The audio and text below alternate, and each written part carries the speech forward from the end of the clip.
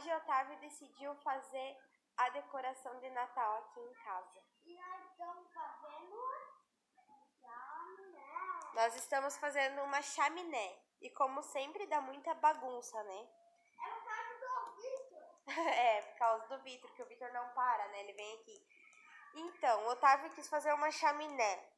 E aí eu disse, meu Deus, o que a gente vai utilizar para fazer? Porque aqui em casa não tem quase nada. Aí eu lembrei que eu tinha esse rolo de... Tinha um rolo desse tecido, que é um TNT.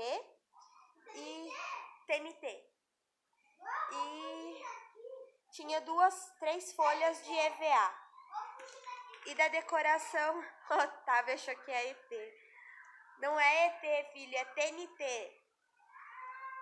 E aí, da decoração do ano passado, a gente tinha esses fuxi.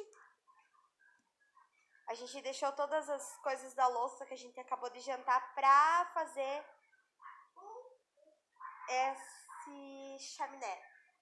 E aí eu tô utilizando pra fazer a chaminé 2 caixas de leite grande, não as caixinhas, né? A caixa grande de leite. E aí a ideia é colocar em cima assim. Opa, tá caindo. A ideia é colocar assim. Ainda mais ou menos, né, filho? Vamos. Então, bora lá fazer com a gente. Ah, esse negócio a gente já utilizou, né? É. Então, bora lá. A gente vai fazendo e vai mostrando passo a passo pra vocês. Claro que a gente já fez várias coisas aqui sem mostrar, porque a gente esqueceu de gravar, né, Otávio? E esse daqui, ó. Depois do vídeo nós vamos fazer uma espada, uma picareta e um negocinho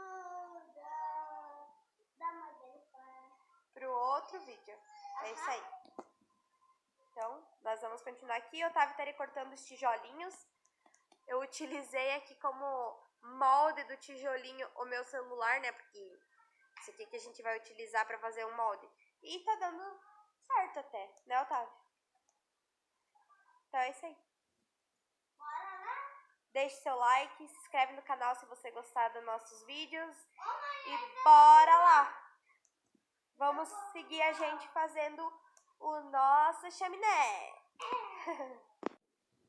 Então, galerinha, assim ficou nossa decoração externa. Mãe, olha, tá ficando fresh. Sim. Nossa lareira. Pequenininha. Olha. Olha como fresh.